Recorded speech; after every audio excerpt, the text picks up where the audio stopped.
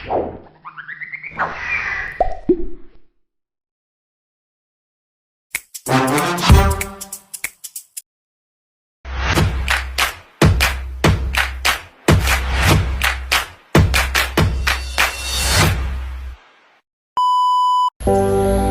nama saya Ahmad Nakid Akidemi Zamri. Nombor metrik KID 2206040089. Hai semua, nama saya Muhammad Aiman bin Yusof, KID 2206040025. Hari ini saya dan rakan-rakan saya akan membincangkan tentang tajuk hulu ataupun yang dikenali sebagai tebus talak. Korang tahu tak apa itu pengertian hulu? Tak tahu? Mari kami beritahu. Hulu dari segi bahasa bermaksud mencabut atau melanggar. Manakala dari segi istilah hulu atau tebus talak ini adalah talak yang berlaku dengan keinginan isterinya dan kesuburannya untuk bercerai dengan sesuatu. Manakala hulu juga disyariatkan bagi memenuhi kebutuhan isterinya. Bermaksud isterinya menembus diri agar dibebaskan oleh si suami dengan cara mengembalikan mas kahwin yang telah mereka sepakati sebelum ini kepada suaminya. Hulu juga adalah salah satu bentuk talak kerana ia adalah perceraian yang berlaku dengan adanya tebusan yang diberikan oleh isteri kepada si suaminya. Korang faham tak pengertian hulu tadi? Kalau faham tadi, apa yang mudah dipahami ialah hulu ni ialah satu proses yang di mana seorang isteri memberikan tebusan kepada suaminya. Seterusnya saya akan membacakan hadis yang berkaitan dengan hulu. Diriwayatkan daripada Ibnu Abbas radhiyallahu anhu, sesungguhnya isteri Sabit bin Qais telah datang berjumpa dengan Rasulullah sallallahu alaihi wasallam dan berkata, "Wahai Rasulullah sallallahu alaihi wasallam, sesungguhnya saya tidak mengaibkan agama dan akhlak suami saya, tetapi saya tidak menyukainya dan tidak mampu hidup bersamanya, menyebabkan saya melakukan maksiat." Maka Rasulullah SAW bersabda, "Mahukah kamu kembalikan kepadanya kebun yang telah dijadikan mahar?" Kemudian baginda berkata lagi kepada suaminya, "Terimalah kembali kebun itu dan ceraikannya dengan talak satu." Okey, dari apa yang kita tahu daripada hadis tadi, isteri Sabit bin Qais ni hendak minta cerai dekat Sabit bin Qais dengan cara memulang kembali kebun yang dijadikan mahar semasa perkahwinannya dulu. Hukum hulu ini ada 4. Yang pertama, si suami. Yang kedua juga perlulah ada si isteri. Suami dan isteri ini perlulah dalam beragama Islam dan tidak kafir. Yang ketiga, bayaran yang dipersetujui. Bayaran yang dipersetujui ini perlulah mempunyai nilai dan benda yang bermanfaat. Yang keempat adalah lafaz. Lafaz ini perlulah disertakan dengan niat. Tapi kan, apa hukum untuk hulu ni? Sunat ke? Makruh ke? Harus ke? Okey. Hukum hulu ni sebenarnya harus dalam syarak. Hulu ni tak akan berlaku melainkan dengan tebusan yang berbentuk harta diberikan oleh si isteri kepada si suaminya. Jika harta tebusan diketahui oleh si suami dan disebut semasa lafaz hulu, tebusan yang disebut itu wajib diberikan oleh isteri kepada suaminya. Jika sekiranya tebusan itu tidak ditentukan atau tidak disebut, hulu tetap sah dan suami wajib mendapat mahar misil daripada isterinya. Kalian tahu tak mahar misil itu apa pula? Okey, mahar misil. Mahar misil adalah mahar yang tidak disebut besar kadarnya pada sebelum atau selepas akad nikah. Oleh itu, untuk menentukan kadar besarnya mahar, ia diukur dengan nilai atau besarnya yang sesuai dengan kemampuan pihak keluarga isteri. Contohnya seperti diukur sepadan dengan mahar yang pernah diterima oleh keluarga terdekat atau seperti kebiasaannya, atau boleh dilihat dengan status sosial, aspek kecantikan dan sebagainya. Okey, sekarang kau dah tahu 4 perkara: maksud, dalil, rukun dan hukum. Sekarang ni aku nak terangkan dalam keadaan apakah yang dia layak dihulu. Okey, hulu tidak berlaku melainkan daripada isteri yang berakal dan matang. Kat sini bermaksud isteri yang gila memang tak boleh minta hulu. Seterusnya, isteri yang tidak berakal atau kurang matang, tidak layak membuat keputusan dan tidak mempunyai kuasa untuk menguruskan sesuatu. Maka jika suami melepaskan khuluk ke atas isterinya yang berkeadaan sedemikian, talak yang berlaku adalah talak raji'i dan suami berhak mendapatkan tebusan khuluk. Dan jika suami melepaskan khuluk terhadap isterinya, isteri berhak menguruskan dirinya sendiri dan suami tidak ada hak ke atasnya lagi. Selain itu, suami tidak boleh merujuk kembali kepada isterinya semasa iddah kerana khuluk adalah seperti talak bain. Jika mereka ingin hidup bersama semula, ia mestilah mengadakan akad dan mas kahwin yang baharu. Isteri berhak membuat keputusan untuk kembali bersama ataupun tidak. Seterusnya kita pergi kepada syarat-syarat khuluk. Yang pertama, perasaan benci timbul daripada isteri. Khuluk hanya dibenarkan apabila isteri membenci suaminya atas sebab-sebab tertentu dan menuntut penceraian. Sekiranya perasaan benci lahir daripada suami, maka suami tidak boleh menebus talak daripada isterinya.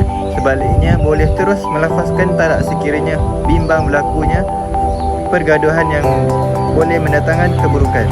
Apabila isteri tidak dibenarkan menebus talak kecuali berada dalam keadaan darurat seperti suami tidak mahu menunaikan perintah Allah setelah disuruh, ataupun isteri tidak dapat menunaikan kewajipannya dengan baik terhadap suaminya. Yang ketiga, suami tidak boleh menyakiti hati isteri sehingga menyebabkan isteri terpaksa menebus talak daripadanya. Sekiranya perkara sedemikian berlaku, suami tidak berhak mengambil apa-apa pun daripada isteri sebagai tebusan kerana perbuatan suami itu dianggap sebagai maksiat. Korang faham kan dengan syarat-syarat khuluk tadi? Okey, sekarang saya nak masuk pada waktu khuluk. Bilakah waktu khuluk ni? Waktu khuluk ni boleh berlaku bila-bila masa sahaja, sama ada si isteri dalam keadaan suci ataupun tidak suci. Hal ini kerana dia adalah atas hak si isteri itu tersebut. Saya tahu khuluk ni nak bayar dengan apa kan? Khuluk ni boleh dibayar dengan 3 syarat. Yang pertama, duit. Yang kedua, benda yang bermanfaat. Dan yang ketiga adalah barang. Duit itu seperti emas, perak, benda yang bermanfaat. Ni pula macam tanah ke, rumah ke. Barang ni pula macam contohnya kereta. Seterusnya kita pergi pada aturan khuluk. Yang pertama, harta yang diambil suami sebagai tebusan digalakkan tidak melebihi mas kahwin yang diberikan kepada isteri. Yang kedua, wanita yang dihulukkan oleh suaminya mestilah menjalani tempoh iddah selama 1 kali haid untuk memastikan isterinya suci. Yang ketiga, suami yang menceraikan isteri dengan cara khuluk tidak boleh merujuk kembali dengan isterinya semasa tempoh iddah, dan suami boleh merujuk dengan isterinya dengan cara akad yang baharu.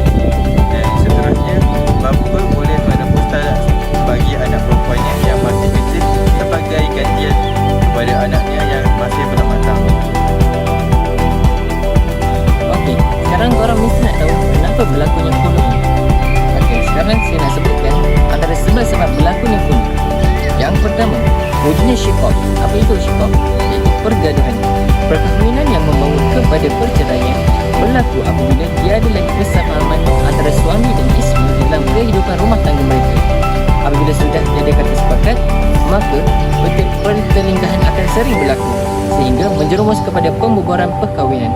Perceraian itu sudah tentu menimbulkan pelbagai kesan antara satu sama lain, termasuklah anak-anak mereka. Sebab yang kedua adalah kerana mereka tidak dikurniakan cahaya mata. Selain itu juga, ini adalah faktor terbesar dalam kes khuluk. Kebiasaannya perkara ini berlaku disebabkan suaminya mandul ataupun mati pucuk. Yang ketiga, suami tidak bertanggungjawab. Suami tidak bertanggungjawab ini juga adalah salah satu faktor yang terbesar dalam sebab-sebab berlakunya khuluk. Dalam perkahwinan, suami isteri hendaklah bertanggungjawab antara satu sama lain di dalam menguruskan hal-hal rumah tangga, termasuklah menjaga anak-anak, memberi nafkah zahir dan batin. Apabila salah seorang tidak menjalankan kewajipan masing-masing, maka perceraian pun akan berlaku.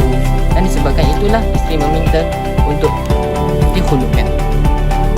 Carta pai di sebelah saya ada menunjukkan analisis pekerjaan dan gaji pasangan. Carta pai ini menunjukkan status perceraian tinggi adalah pasangan yang mempunyai gaji antara 1,000 ke 1,500 sebulan, iaitu seramai 8 orang pasangan. Manakala status perceraian yang sedikit adalah pasangan yang mempunyai gaji antara 2,000 dan ke atas, iaitu seramai 5 orang pasangan.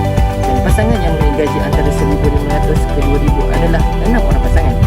Hal ini berlaku kerana kos sara hidup yang tinggi tinggal di ibu kota seperti Kuala Lumpur memberi kesan kepada pasangan yang punya gaji antara 1,000 hingga 1,500. Sebagai itu, wujudnya kes khuluk seperti syikok, pergaduhan sesama pasangan cenderung berlaku dan menjerumus kepada kes perceraian. Seterusnya ialah cara tebus talak. Terdapat dua cara untuk menebus talak. Yang pertama ialah lafaz kinayah. Contohnya seperti berikut. Aku jual dirimu kepadamu dengan RM1,000. Yang kedua pula ialah lafaz sarih. Contohnya seperti berikut. Aku khulukkan kau dengan RM1,000. Perbezaan antara khuluk dan fasakh dari segi maksudnya, khuluk bermaksud tebus talak ataupun penceraian antara suami isteri dengan lafaz talak atau khuluk. Dan lafaz keduanya dikaitkan dengan bayaran tertentu. Dan fasakh pula dari segi maksudnya pembatalan ikatan perkahwinan disebabkan syarat-syarat yang tidak dipenuhi semasa akad nikah atau disebabkan oleh masalah yang berlaku dalam rumah tangga. Pembatalan ikatan perkahwinan melalui kuasa kadi. Dari segi hak dalam tuntutan fasakh pula, iaitu hak suami dan isteri, dan khuluk pula hak isteri sahaja. Dan tebusan dari segi fasakh tiada bayaran dan khuluk perlu ada bayaran tertentu. Seterusnya tentang hikmah-hikmah khuluk. Yang pertama, penghormatan kepada isteri supaya boleh bertindak mengikut undang-undang, mengikut syarak. Yang kedua, perlu mengelakkan kemungkinan berlaku penderhakaan nusyus oleh isteri jika terpaksa hidup bersama suami yang tidak disukai. Yang ketiga, mengelakkan sifat-sifat ego suami yang suka menyalahgunakan kuasa sebagai ketua keluarga.